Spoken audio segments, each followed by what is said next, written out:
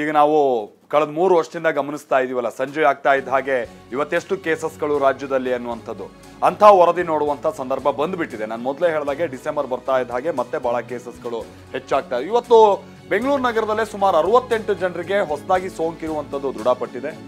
ಒಟ್ಟು ಇವತ್ತು ರಾಜ್ಯದಲ್ಲಿ 78 ಜನರಿಗೆ ಕೊರೋನಾ ಸೋಂಕು ತಗುಲಿದೆ ಅನ್ನೋದು ಗೊತ್ತಾಗ್ತಾ ಇದೆ. ಒಟ್ಟು 78, ಅದರಲ್ಲಿ ಬೆಂಗಳೂರಿನಲ್ಲೇ 68 ಮಂದಿ ಸೋಂಕು ಬಂತು ಹೋಯ್ತು ಅನ್ನುವಂಥ ರೀತಿಯಾಗಿದ್ರೆ ಸಮಸ್ಯೆ ಇಲ್ಲ.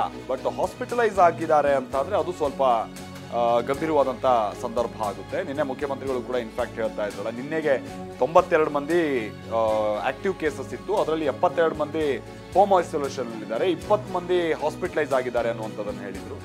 ಇವತ್ತು ಈಗ ನಾವು ಗಮನಿಸ್ತಿದ್ದೀವಲ್ಲ, ಹೊಸದಾಗಿ ಸೋಂಕು ಕಂಡು ಬಂದಿರುವಂತಹ ಮಂದಿಯಲ್ಲಿ ಇದರಲ್ಲಿ ಎಷ್ಟು ಮಂದಿ ಹಾಸ್ಪಿಟಲೈಸ್ ಆಗಿದ್ದಾರೆ, ಏನು ಎತ್ತ ಅನ್ನುವಂಥದ್ದು ಇನ್ನಷ್ಟೇ ಗೊತ್ತಾಗಬೇಕಾಗಿರುವಂಥ ಸಂಗತಿ. ಬಹುತೇಕ ಸಂದರ್ಭ ಅಂತ ಅಂದರೆ ಈಗೇನು ಯಾರು ನನಗೆ ಶೀತ ಇದೆ ಜ್ವರ ಇದೆ ಅಂತ ಹೇಳ್ಕೊಂಡು ಹೋಗಿ ಬಹಳಷ್ಟು ಮಂದಿ ಏನು ಟೆಸ್ಟಿಂಗ್ ಮಾಡಿಸ್ಕೊಳ್ಳುವಂಥದ್ದು ನಾವು ನೋಡ್ತಾ ಇಲ್ಲ. ಸ್ವಲ್ಪ ಗಂಭೀರ ಸ್ವರೂಪದಂಥದ್ದು ಅವರಲ್ಲಿ ಏನಾದ್ರು ಸಿಂಪ್ಟಮ್ಸ್ ಇದ್ರೆ ಮಾತ್ರ ಅವ್ರು ಟೆಸ್ಟಿಂಗಿಗೆ ಒಳಗಾಗ್ತಾ ಇದ್ದಾರೆ. ಹೀಗಾಗಿ ಇವತ್ತೊಬ್ರು ಮೃತಪಟ್ಟಿದ್ದಾರೆ ಕೂಡ, ಮಂಗಳೂರಿನ ವ್ಯಕ್ತಿ ಅನ್ನುವಂಥದ್ದು ಗೊತ್ತಾಗ್ತಾ ಇದೆ.